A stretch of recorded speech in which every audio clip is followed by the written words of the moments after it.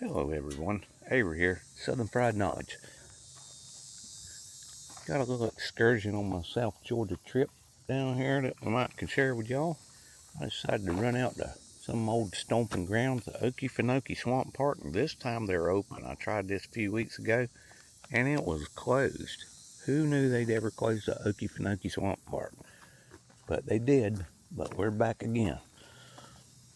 What kind of trouble we can get into. Stay tuned. Used to see a bunch of gators out there. Need to move them all. We shall see.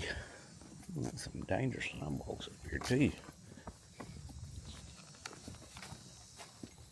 Cypress knees in the parking lot. You know you're in the swamp if there's cypress knees in the parking lot.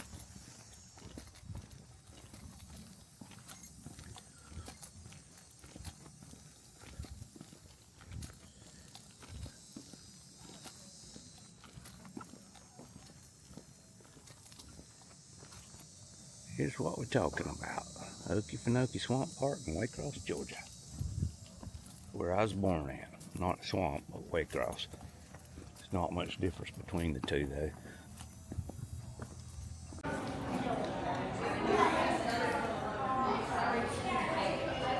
This was Oscar.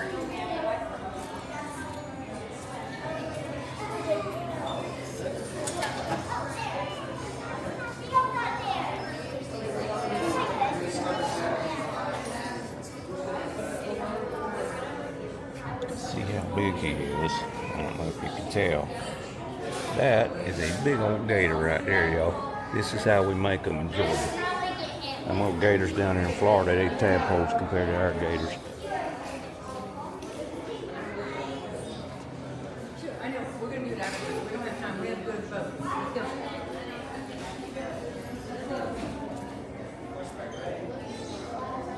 Okefenokee, muck around and find out. I like that. That's pretty cool.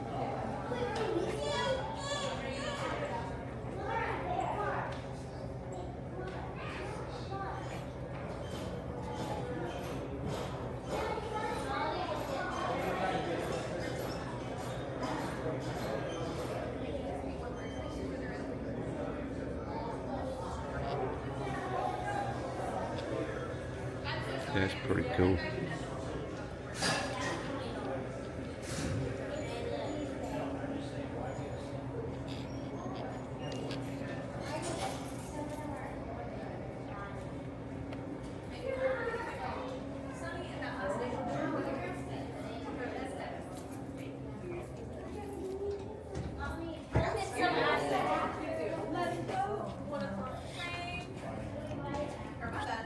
Hold on. Got a bunch of people coming out now. Wait our turn.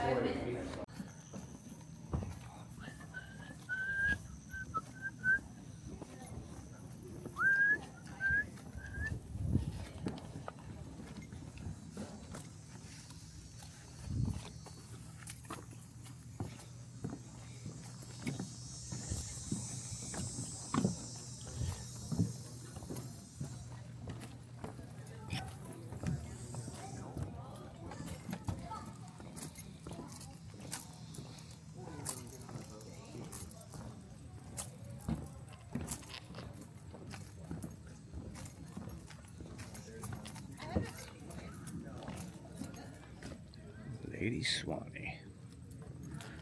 That's the chain.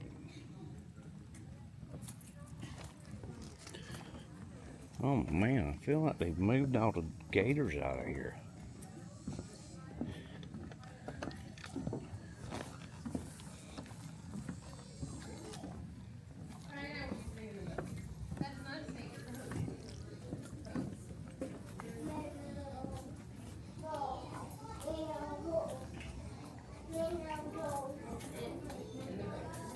We're going to get in the boat.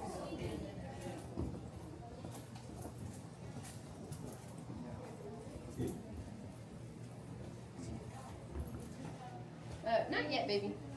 Not yet. Come on. This way. We probably will get a life vest, but not yet. I can get a life vest, yeah. We don't get a fall. Yeah. I'm like, guys, this is already like cold enough for me. I'm ready. We're like, this is cold too. Double fist bump. Yeah. Double fist bump. Coming on the boat ride. We have to wait a couple more minutes for fun. Actually, in one of the trucks, when we were like pumping out gas. Yeah, he like jumped on. Let him. He's gonna jump right out of the boat. Before we get too far out, just a couple of safety rules. Try not to stand up, lean over the edge, or grab anything from outside of our boat. And I would like to Rebecca. tell a little story with that one. One time I didn't follow my own rule, and I grabbed a tree limb, and a wasp was in the tree limb, and I grabbed it too. So as long as we do as I say, and not as I do, I promise we're going to be all safe and fine and dandy out here. But I always say y'all are more up close and personal to the water than I am. So if you see something that I don't see first, we do have a full boat, so it's going to take me a minute to back us up. And I'll do the best that I can to back us up so we can all get a view of it, whether that's a gator, a snake, a turtle, a bird. We're kind of in our middle season. We're in between nesting and winter time. So we don't know what's going to be out and about. It's always up in the air. With that being said as well, if anyone has any questions, just kind of make yourself heard. You might have to scream back here to me because this motor gets pretty loud. But I'll do the best I can to answer whatever questions we have while we're out here today. But welcome to the Okefenokee Swamp. My name's Alicia. I'm going to be y'all's naturalist while we're out here today. But welcome to the north entrance. I get to say that because we are 438,000 acres in total. So we don't just have one entrance. We have three main ones that offer tourism and recreational use. We're all very, very different, not just in the way that we run, but also our habitats as well.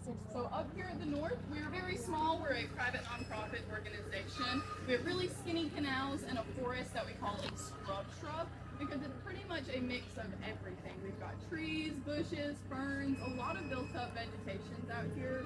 But if you were to head over to the west side of the swamp, that is over in Fargo, the state park entrance in Stephen C. Foster. They are very, very different. As I said, they're a state park entrance, so a little bit larger in the way that they run. Their canals are very, very open. They end up connecting to the Swanee River as well, so a lot wider, a lot more kind of clear, a lot less trees. They have a habitat that we call a flooded cypress forest, so all of the big base trees that taper up to the skinnier top that we see around us, majority is what you're going to see over there. It's just a bunch of cypress trees. But theirs tend to be a little bit larger than ours, a lot more mature. So they're about probably double the size and diameter than what we see here on this north side. And then the last entrance to the swamp, I always say this last because it's my personal favorite. Everyone has their favorite location. But over in Holston, that's the entrance to our National Wildlife Refuge. They have what I like to call a 2-in-1 habitat with their gator. Some kids said there was. I wouldn't be surprised. They do that a lot. Sometimes we are going to miss one or two. Is One right there. Oh, there he is. Look at him. He's tiny. Gator. Bye, little guy.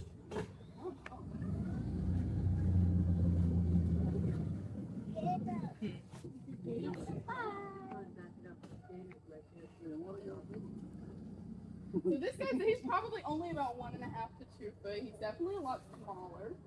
We got a log back here that's kind of catch my motor, and I'm not kind of that. We're very, very slowly going to back up here. But gators are very, very easy to size. If you look between the tip of his nose and his eyeballs, however many inches that is, however many feet that gator is going to be, they are perfectly symmetrical, so their head and their body are the same length as the tail, which makes them really, really good swimmers. But with that being said, I always say as easy as they are to size. I could not tell you how old this gator is. I could give you a guess. But they are impossible to age because they don't grow at a consecutive rate. They grow depending on how much sunlight and how much food they're getting. So if they're more competitive than others, obviously they're going to grow faster. And then in wintertime, when they're brumating, which is like reptiles' version of hibernation, they don't fully sleep, but they're not eating or moving around as much. They're not growing during that period, so it is very kind of sporadic in the way that they do grow. But if I had to guess, this one is probably anywhere between like 2 to 6 years old, depending on how competitive he is. But we're slowly going to idle past him. We're going to keep our eyes out, see if there's any more hanging out. I will say this is probably the smallest one we'll see out and about today, unless we encounter Sally. Sally is our 9'3" female, but she hatched babies about a month ago, so she's got a couple babies still swimming around, hanging out with her. So unless we see her, this is probably going to be the smallest guy we'll see. But those little babies, when they're first born, are very, very small, and they're probably still around that same size that they promised. But jumping back into that last habitat over in Holston, they have kind of like a 2-in-1, as I mentioned. So they have a canal that's very similar to ours, where it kind of builds up, there's vegetation. But their main habitat is what we call prairie land. So it is just grasses, lily pads, flowers, and a lot of open sunlight. So in early spring, when we're in mating season, April to May, that is when gators are most active, and that's where they really like to hang out, mainly those larger ones. Mainly because they collect their energy all through their osteoderms. If anyone looked at that big skeleton up in the gift shop, you may have noticed he had bones above his actual skeleton structure. That is pretty much just cartilage that sits right there on top of their bone, and it's what we call an osteoderm. It's like a solar panel for alligators. So if you ever see a gator sunbathing or basking, as we like to call it, that is them pretty much collecting energy and storing up heat to use for meals or for the winter time to keep themselves warm. Yeah, it's a green lizard. On a tree? Yeah, On the little branch, Is there tree another branch. picture? No, it's a lizard. A lizard. Okay, I'm gonna turn this off for one second. I think I have a log, and I don't want to drive with a log fire It was on the little branch.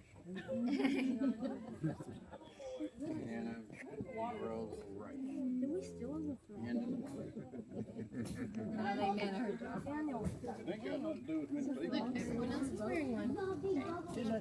Oh, he doesn't like the lighthouse. We didn't even go that far. I think the water's just dropped. I haven't been here we're closed 2 days a week, and I'm in college 2 days a week, so it's been like 4 or 5 days since I was last year. And the water, just looking at the side near the boat dock, it's dropped significantly. We're primarily rain fed, so we rely very, very heavily on showers out here. We lose about half an inch to an inch of water every day in the summertime when we're not getting rain. And so it's been really, really dry recently, so a lot of the water has dried up. And when it does that, certain areas of our trail, like this corner specifically, you can kind of look around and see there's a lot more peat and a lot more kind of like bladder wart and things that settle just because it's a little bit more shallow here. Every side of the swamp has their own depth. We are only about 3 to 5 foot deep on average. If you go to Fargo, it's about 6 to 8. Folkeston's about 6 to 8. Fargo's about 10 to 15. So it does vary just depending on what point you're in. Ripples in the water, does that mean that something's underneath or? Underneath our water out here, we have a layer that we call peat. It's kind of like a soil, and it's also what stains our waterway as well. So it's made up of all of the leaves, the sticks, everything that falls into the water. It's going to settle down there, and it's slowly going to start to decompose over time, which creates that kind of peat layered soil. And as it's decomposing, it's releasing tannins or tannic acid, and that pretty much is staining our water for it. So if anyone's ever made tea in any way, shape, or form, you boil water and throw tea bag into it, all of the stuff that stains the tea is actually all the same stuff that stains the water. That's tannic acid. So I always tell people we're like a giant cereal bowl of. I hate these logs. Big log. It's fine if the boat goes over. It's just the motor that we always gotta worry about. I'll just slow us down and unlock. That way, if we do hit it, we're not okay. That's the fun part. Anytime the water drops, the same thing tends to happen. A lot of people will see that.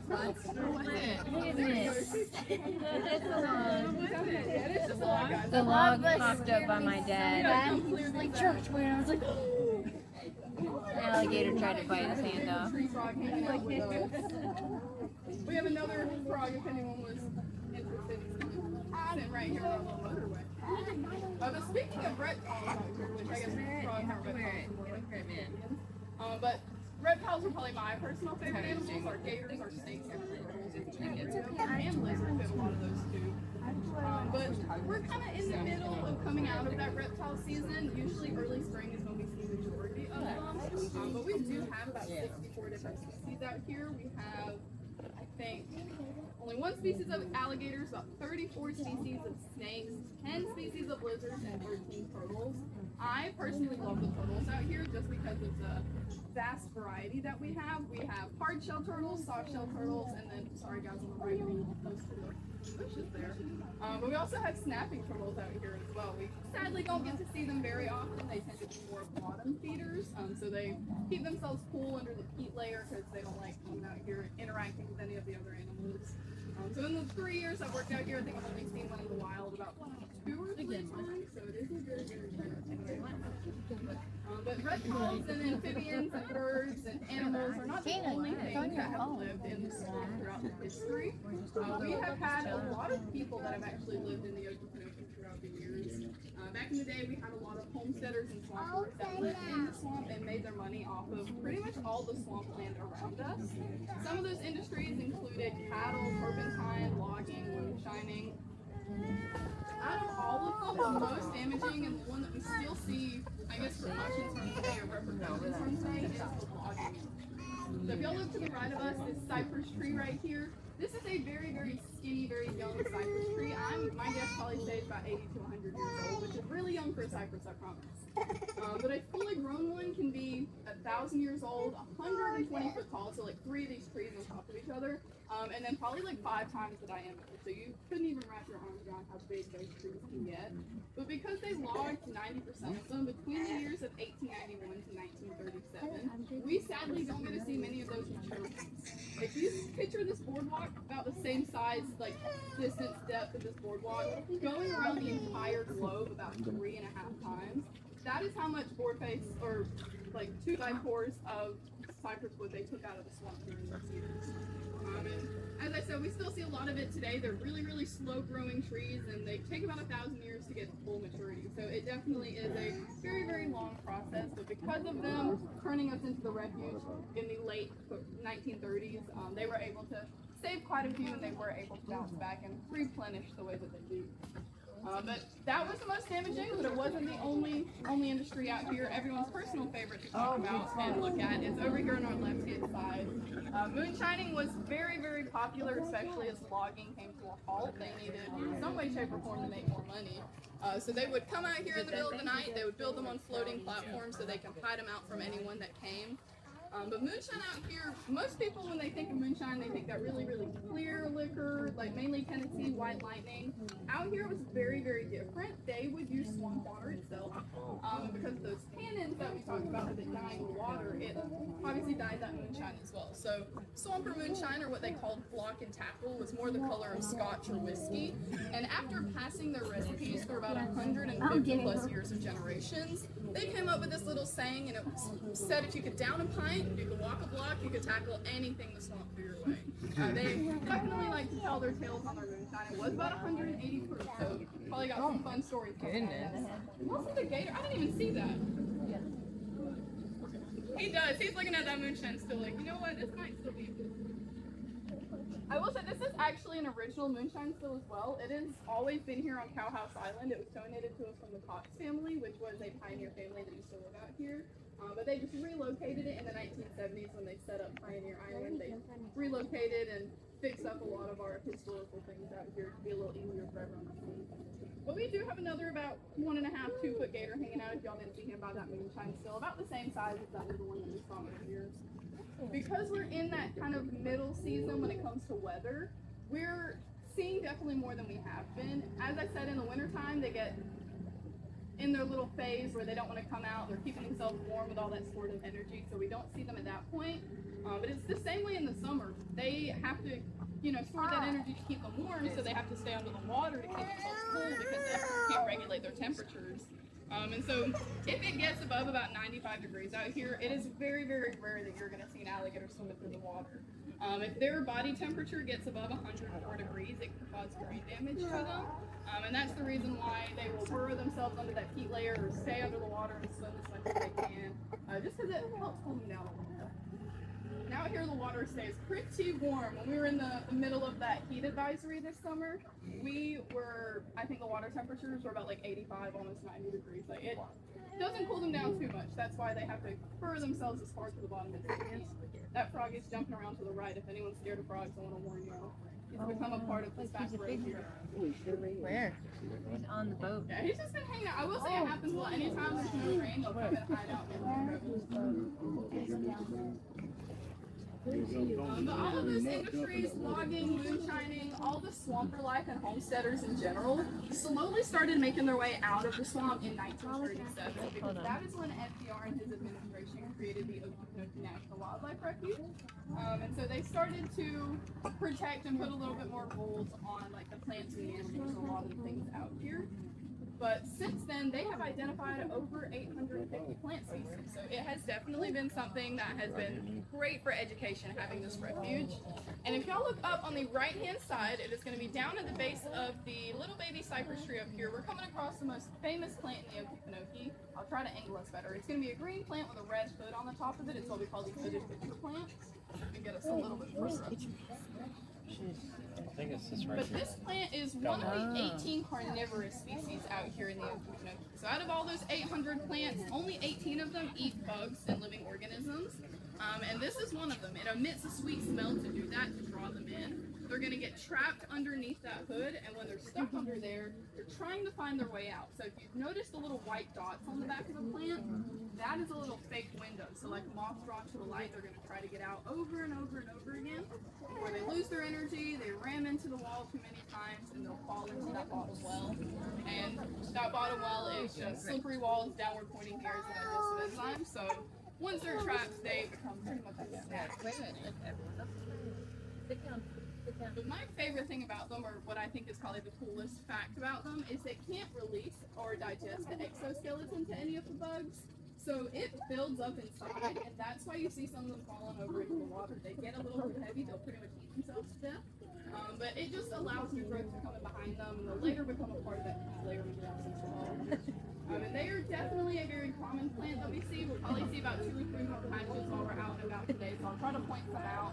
And then when you're leaving today, keep your eyes on the ditches. I noticed a couple, there's less and less the later into the fall time we get. But in the spring and summer out here, they really like to bloom in those areas. So you'll probably be able to spot a couple more if you keep your eyes out there.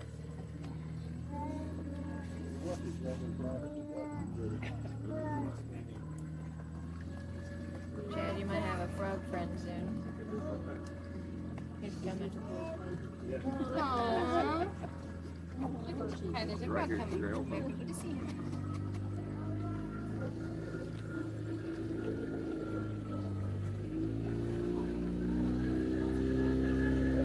Right there, too. Little gator, same size. Little gator. Yeah, another little small one. So watch for the trees up there. Sorry, I got us a little off track. I got distracted. Gator, look out. The little thing back there.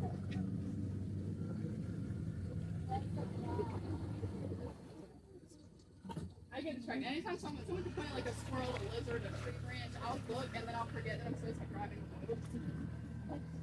I try to give everyone a warning if we're gonna brush by some trees, but I do apologize in advance if I don't warn anybody. I will say, kind of adds to the adventures of the tour, I like to say. It makes it a little bit more of an adventure for sure. But I mentioned earlier how we are kind of coming out of nesting season. If we were to see Sally, she'd probably be with a couple of her babies. Gators are really unique in the sense that they don't nest every season. They wait a year in between so they can hang out with their babies, give them a little bit better chances of survival out here. And because of that, they do tend to go back to the same nests when they start nesting again. So up here to the left in between these trees, you're going to see just what looks to be a mound of dirt. But it is actually an old alligator's nest, so it would be a good foundation to what a gator would slowly start to build off of. A little green and old.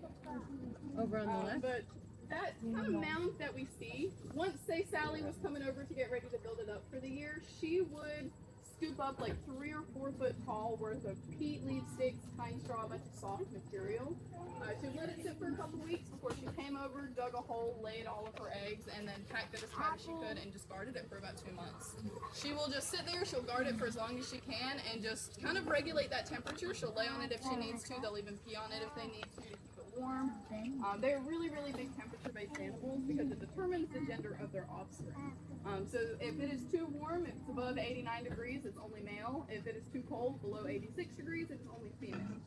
So by having that toss-up of both right there in the middle, one gives them a better chance of survival. Naturally, only about 25% of their eggs will hatch, about 1 to 5 to make it to fully grown adults, which is anywhere between like 7 to 10 years, depending on when they start mating is when they're considered fully grown adults. So naturally, really, really low survival rate. So by having the toss-up and by staying with them for an extra 1.5 years after they've been born, they have a little bit of a one-up on kind of keeping themselves alive out here. But as sad as it is, we call them the little chicken nuggets of the swamp because everything tries to take a little snack off of them. From bears to raccoons to gators, snakes, pretty much everything out here that can grab a hold of them is definitely going to eat. They're only about 6 to 8 inches long, like a giant lizard pretty much. So very, very tiny, very easy for a lot of people to come out here and at least try to grab a hold of. Oh gosh! Sorry, he's on your back. Oh, is the frog still swimming up here? Climbing on up. Come on. He could probably hang out here all day with him. Oh, he's on your shoulder. Look at that. Yeah, the wildlife out here, I will say, our frogs, our dragonflies, especially our yellow flies, they like to get all close and personal. They love hanging out with our folks. Yeah. Oh. She's getting comfortable with everybody. He got real comfortable. Yeah. He's like staring me down. He's gonna try to jump back here and I'm gonna fall backwards on the boat.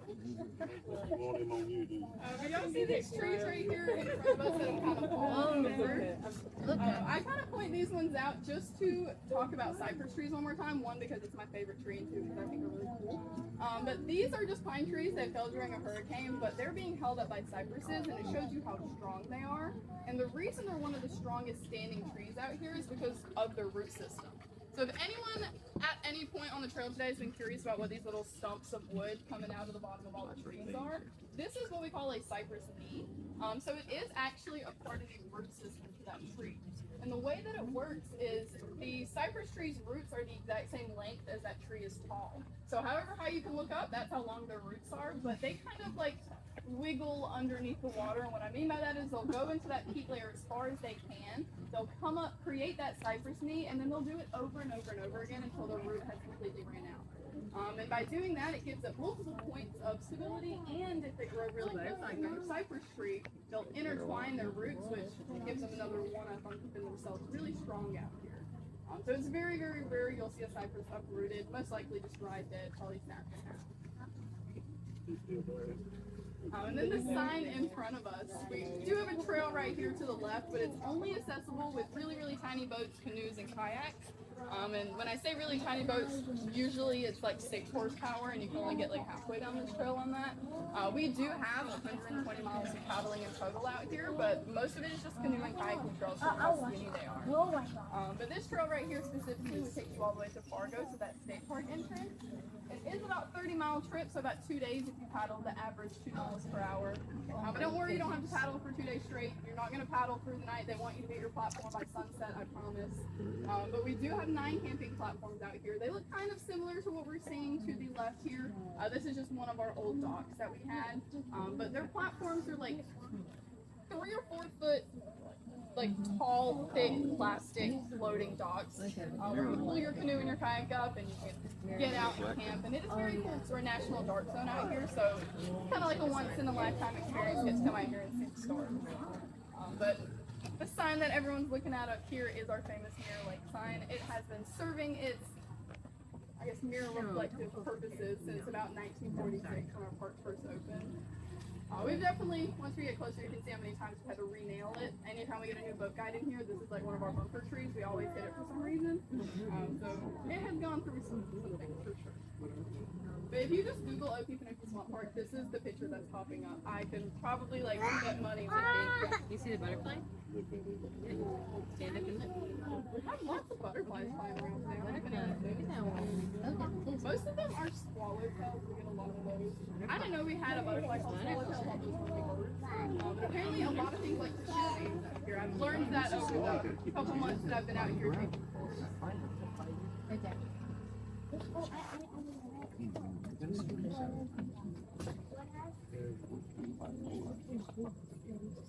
But if you look in front of us and see the 2 trees that are kind of tan, they've lost all their bark, they're not that traditional kind of cypress color.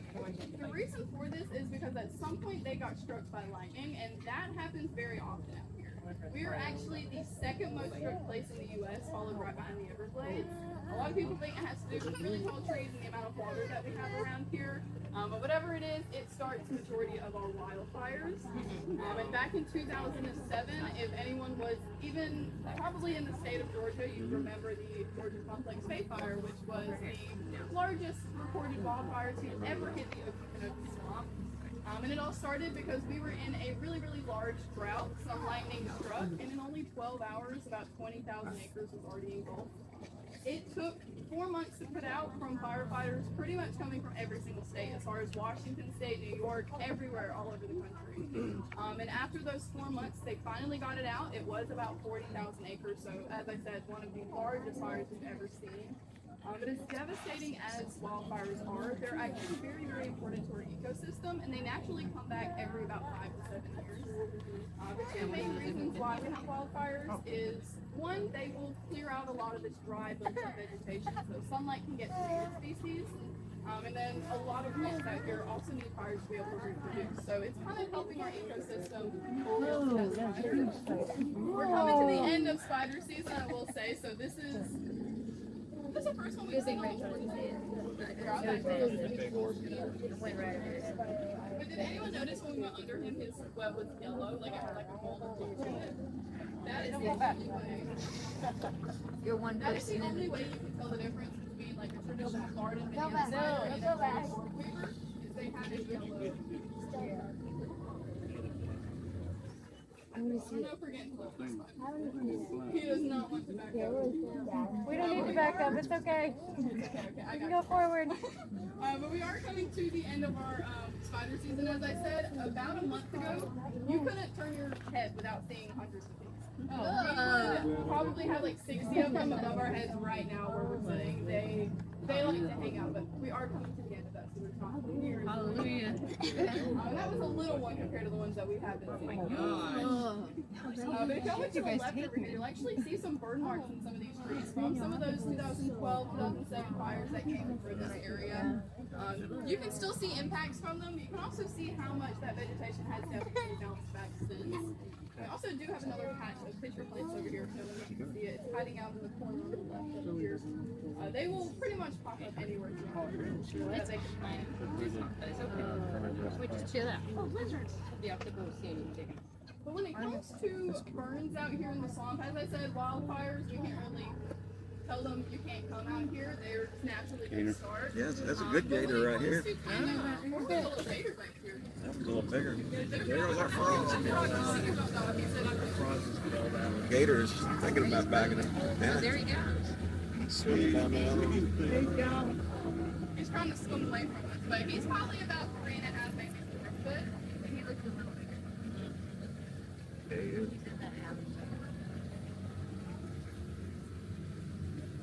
He is to the right of us back here. He's kind of hiding out between these trees. There we go. English starts on See alligator, look. Oh yeah, that one's a little bigger. Yeah, it does look a little bigger. Oh, now it is. He's definitely a little bit larger than those other two ones that we saw earlier. Probably, I guess, about 3.5, maybe 4 foot.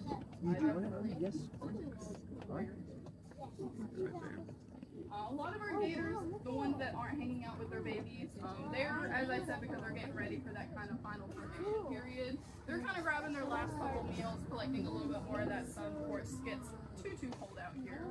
Which if you're from this area, or if you've ever been in this area for like an entire summer going into the fall season, you know it stays warm out here for a very, very long time. So what most people call fall, we wouldn't necessarily consider. You can still see gators in the fall time here. Okay, what are you doing?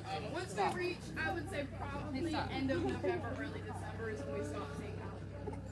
Okay, please stop. Stop. January, you may spot 1 or 2 in November and December. January, probably won't see any unless it's like our master animals. That is definitely the coldest point that we have out here, but it doesn't last for very long. Last year was probably the coldest winter we've had in the 13 years that I've lived there. But going back to those spiders, I always get sidetracked. I see a gator and I get off track. But ever since 2007, we have started doing what we call controlled or prescribed burns. And when I say we, I mean the refuge. I promise I'm not going out there and burning anything. They would not trust me with that. But the refuge goes out, they burn areas of the swamp themselves to kind of allow those two things to happen. Clear out that vegetation, reduce fuel buildup when the fires do come back, and pretty much just allow our ecosystem to continue cycling when the wildfires More of the start. plants there. We did have one fish on that site. And they have been definitely a newer thing. It was after 2007 that it became pretty practiced here in this area. But it's not just in the swamp. They practice them all throughout the United States and probably in other parts of the world as well. But for us, it was definitely more of a learning curve. We had to kind of see how large and how devastating that 2007 fire was to realize that it was probably really, really important to kind of reduce that fuel buildup in between so they don't get nearly as large. I wasn't here when the fire happened. I didn't experience it for myself, but just being a guide and talking with people over the almost year that I've been out here doing this, I've heard stories that you could see that smoke almost to North Georgia, all the way through parts of Florida. They were closing down schools from surrounding counties. So it was definitely something that not necessarily just impacted the swamp, but also all of our counties around us as well. That's good. Guys, we might drift into some trees up here. We must have hit a stick. So check the motor.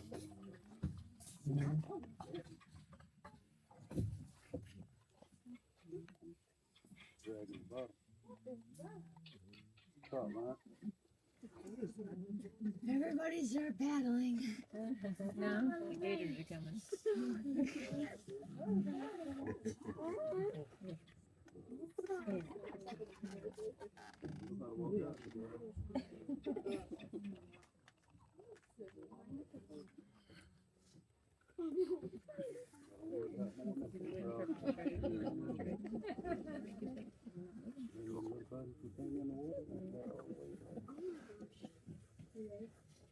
You just stuck here. For a minute.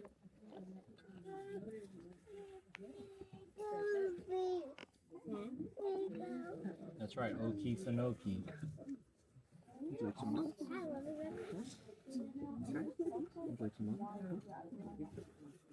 gonna take her hat. Yeah. You want some water? No, there's an old device. It looks pretty bad. I would attempt to. I wish I had scissors to be able to cut it and try to. We're legitimate. We're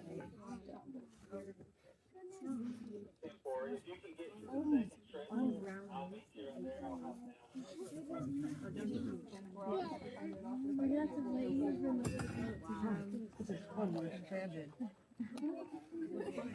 Yeah, no, I'm glad to take help if we can try and get each other. We're just gonna have a little bit of a pause for a second. We have something wrapped around the motor, so we're gonna try to fix that. If we can't, we're gonna, I'm gonna paddle us literally just right around the corner and somebody's gonna come and help. Yeah. Yeah, I was. Yes, I'm going to fix and paddle. Is that your new song? Do you want to sit with Daddy? We move on to Siraj. Does anybody have something sharp, a knife, or scissors? I know we got some wild Pocket people. knife. Oh, we got it? Yeah, I didn't realize. I noticed something was coming. She didn't have it up earlier. It wasn't on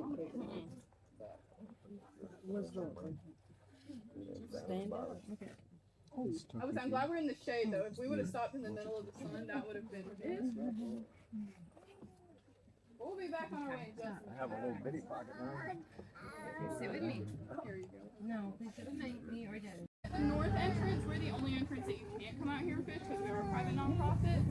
If you head over towards Fargo, you can go out there and fish. It's very confusing why it's out and about here in this area. I just have very, very Doing all the stuff.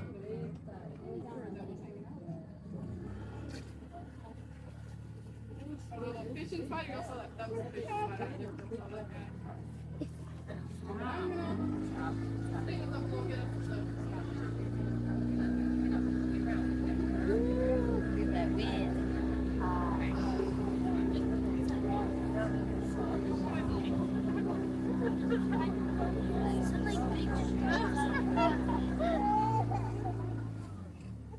recent regulations that affected what people can and can't do didn't really affect the swamp until the 1970s when alligators became endangered. So they started putting rules on hunting, fishing, and a lot of other things out here. And the reason I kind of brief on that is because up here to our left, we're going to see a sign full of movies that were filmed here in the Okefenokee.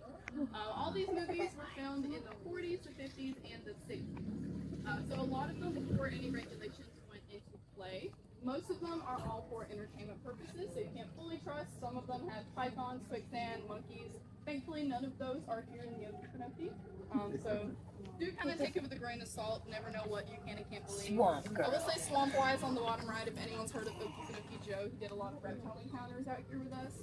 That is his documentary. It's on YouTube. Definitely a good one to go and watch. But up in the gift shop, you will see movie posters and also a really famous actor in somebody's film, Mr. Oscar.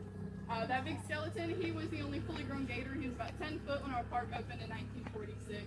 So he was definitely the, I guess you could say like MVP. He was the most valuable player out here for those films. He was in pretty much all of them. And when he passed away, he was about 14 foot, so definitely a larger gator that we've seen out here. Larger than average. Usually gators only get to be about 12 foot max unless they have a really direct source of food. And because he was around when the park first opened, he had very, very easy sources of food. Oh yeah, I forgot to warn, sorry if you're not a spider fan, spider web warning. A little bit late there. We're not in our season just yet. The winter time is usually when we start to see those spiders coming out. They're what we call Okefenokee fishing spiders. They're what we call Okefenokee fishing spiders, so they're a nocturnal spider, and they mainly only come out to hunt at nighttime, but they are one of the larger spiders that we have out here in the swamp. They can grow up to the size of an adult male's hand and capture prey about 3 times the size of their body weight, all by diving into the water by creating a little air bubble around their body and capturing the prey. So we're definitely getting into their season. The darker it gets, the shorter the days are, the more we see. But I'm going to speed us up now to the actual fun part of the press so you can stay out here.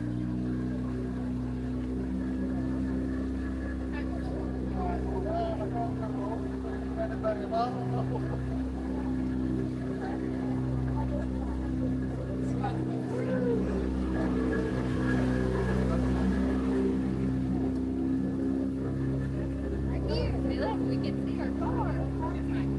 Oh, Gator, to the left. Oh, Gator. You'll see that gator That's right a bigger one. Looks like. He just went, he's about to go in. When we come back around to go to the boat dock, I'll stop here and we'll take another look at him. I think I scared him when I came out. But we're going to head down to what we call Birdhouse Island. We're going to see if anyone's hanging out there. It usually is pretty active in the springtime. I will say in this weird in-between season, we've seen a couple things here and there. It depends on the day. So we're going to keep our eyes out just to see what's hanging out in this area. But now that we are in kind of more open, less shaded parts of our trail, you can see a lot more flowers coming out, like our whitewater lilies and even some of our yellow bonnet lilies as well. The whitewater lilies are really, really dependent on sun. So when we have clouds out like we do today, some of them will be open, some of them will be closed. They tend to open and close as the sun rises and sets. Some are a little bit more stubborn than others. So in the super bright, super sunny, direct heat in the like mid-summer, as miserable as it is out here, it is very, very pretty. You get to come out and see all those flowers opening up. Especially over in Folkston, because of the prairie lands, they just have open flowers everywhere. But this island to the left of us here is Pioneer Island. You'll actually get to stop here on your train ride and explore it. But my favorite fact about the island is that cabin right there in the middle. It is an original Pioneer. It belonged to the Heisman family. It was built in Brantley County, Georgia, back in 1881. But it was donated to us, as I said, 1974 is when one of the facts got put up. Go directly in front of us. We have a gator. Oh. You barely see him swimming. Where? I'm gonna Almost to the slowly bring grass, us all around the just way. so I don't want to scare him off. But it looks like a decent sized guy. I will say. Can you see it? Almost all the way to the grass, way On up the there. left? By We've that been white seeing a lot flower? of turtles around this island recently. Hannah and as well, Rebecca, sit especially down. yellow belly spiders. They're the most common. Hannah and We have Rebecca. out here. They're one of our Alright, you're gonna sit with Daddy. Very easy Come on. to tell apart because they have obviously a yellow belly, but yellow stripes. Oh, there's one. I'm gonna pull us really far to the right. Gators. And over here to the left, we're gonna give him his space. let them maintain our distance. Whoa. Gators that are fully grown that we see all the time actually have what I call a built-in Siri. And what I mean by that is gators can remember faces, voices, and smells very, very well. So gators like Okefenokee and Sally that are tagged and they've kind of seen us on boat tours for a very, very long time, they're used to people driving around boats, they're used to seeing people. So they tend to just kind of sit there, look at us, let us take pictures. Some of these smaller ones do tend to be a little bit more scared and skittish. They're more likely to swim away or go under the water like we saw with those really little guys earlier. So their behavior really just depends on kind of the atmosphere that they're used to. Some gators come in this area and they haven't been around people. They've been in the middle of the swamp for a long time, so if they see a boat, they're immediately going under. But then there's other gators. I'm assuming this guy, he's been around for a minute because he's not getting scared of our boat. He knows that we're just here to take pictures of him. We're not messing with him. We're going to keep our distance and we're not making our gators. And same way over in Fargo and Folkestone. If you canoe with kayak and you're ever scared of those alligators, there's safety rules that you follow. You're going to be completely fine. They're used to seeing people canoe and kayak. As long as you're not approaching them or trying to mess with them in any way, shape, or form, they're just going to swim right past you like you're going to paddle past them. And it's been a very, very long time. People have been out here canoeing, kayaking, so it's been a part of the swamps culture for quite a while.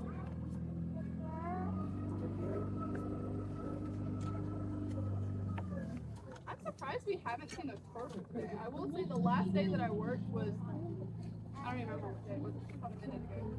But we saw at least like 7 turtles on one of my tours my last time I was out here. So I'm surprised that we haven't really seen any of them hanging out. They like to surf on lily pads at this time of year, so I'm always looking for them.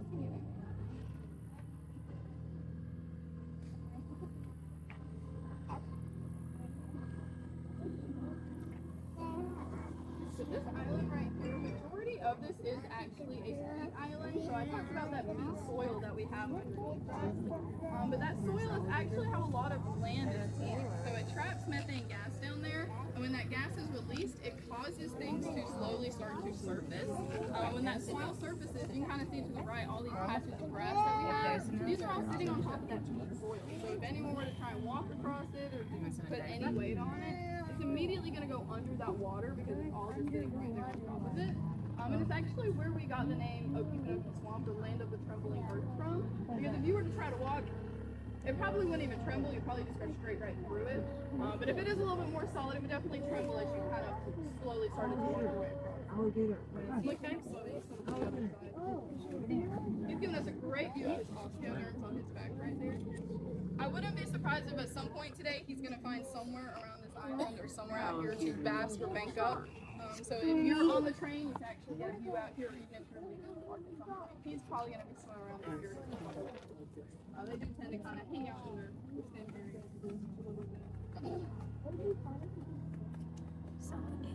It's all about short. I want to see Sally or Oscar.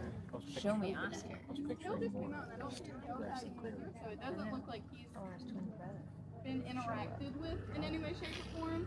The only wild gators out here that have any human interaction are tagged alligators. And that is because our research teams from UGA mainly, we do work with the University of Florida every now and then, but UGA will come down a lot and they will tag them. That way we can, kind of keep record of who they are. And they'll come out and they'll measure them and weigh them every so often. Some of our gators out here have actually had satellite trackers, smaller satellite tags. So it's like a really large tag they'll put on the back of its neck. They'll kind of drill it in like a little, kind of like a piercing for us in their cartilage. But it will live with them for about 2 years. Oh, I see his head, yeah.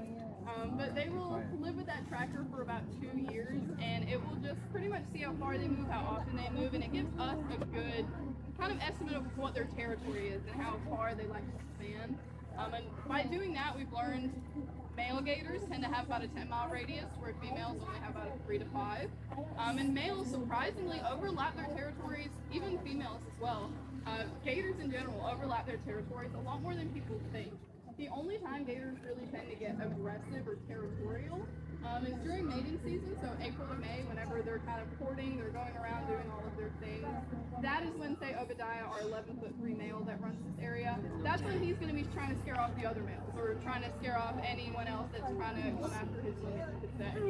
So that's the only time that they tend to be a little bit more, I guess you could say, aggressive, or scare off those other guys. 9 times out of 10, they will coexist unless one gator's trying to mess with the other gator. Y'all saw that nest too? Yeah. Loaded down. About that, I was like, one day I'm going to hit my head on that, and that is what I want to run the boat under that. down. Hanging right over the head.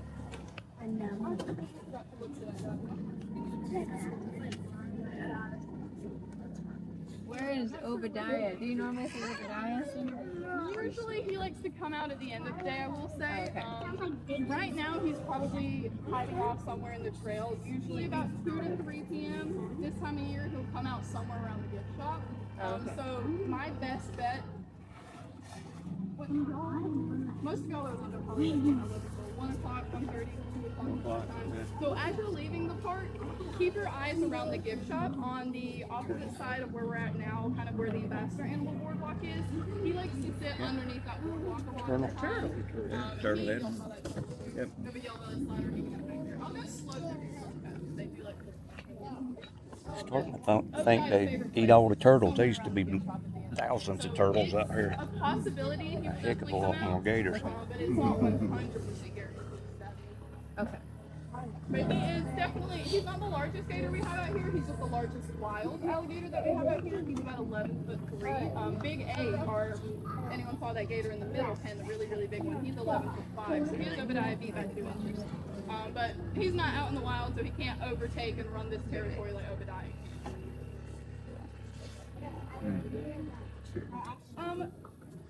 Just throughout the history of the swamp over the years, a lot of kind of rules and regulations have changed in the way that people can interact with alligators. So if there's ever been an alligator that has shown any signs of being a safety risk for humans in any way, shape, or form, or if they were raised in, say, an alligator farm, we were contacted to take care of them, like for a reptile encounter. If they were either raised with us or any sort of safety concerns, they pretty much tell you, you call the in on, and they're like, put them into captivity or euthanize them. So obviously we chose to put them into captivity. We can use them for educational purposes, and we do still take care of them. They're the only animals out here that we feed, that we take to vet checks, or the vet checks come out here technically. But we properly take care of those guys. All of our wild animals though, all the gators and the snakes and the turtles and the frogs that we saw out and about on our water trail today, we have not interacted with any of those. I promise you, if you're tall, do watch your head on this bridge. The water's dry, so we might not have to worry about it. But we don't interact with any wild animals. It's just our ambassador guys that we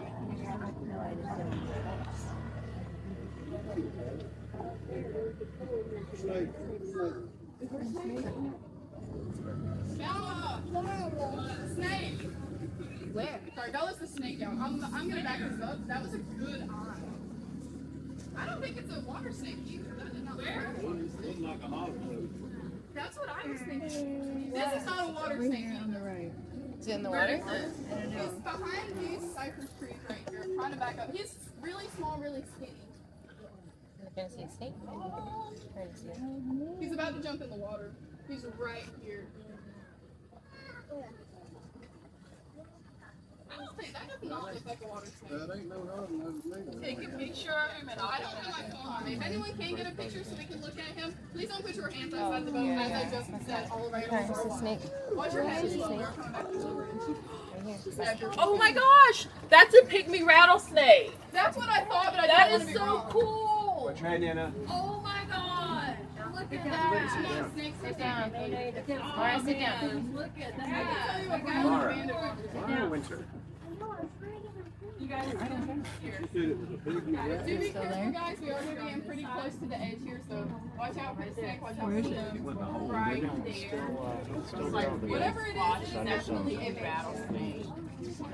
That's super cool. Wow, that's like the second one that I've We seen. just, before got on this boat. We're talking Yeah, about how you we see have So That's right. right there. Yeah, he's still hanging out. Yeah, he's right up there. You're sweaty. Are you stinky? Good morning, Jerry. As we make our way back in, thank y'all for coming out. This was a very fun tour. We got a good variety of animals out there. I will say, probably the best mix I've had in quite a few. But as we're coming in, definitely come back and see us. We have a lot of family-friendly events coming up, like our Halloween special that we do, our swamp tacular, and our light shows coming up too. That starts with everything. But definitely come back and see us. Different seasons, as I said, we see a lot more animals in that early springtime. But if you're just more interested in the Okefenokee period, definitely go see one of those other entrances. I'm a little bit biased to Folkestone. I've worked over there, I've paddled over there, I've biked over there. I love going over there for a day trip, and it's a little closer to us. But definitely go to Fargo. Me and Bella got to go over there a couple months ago now, and seeing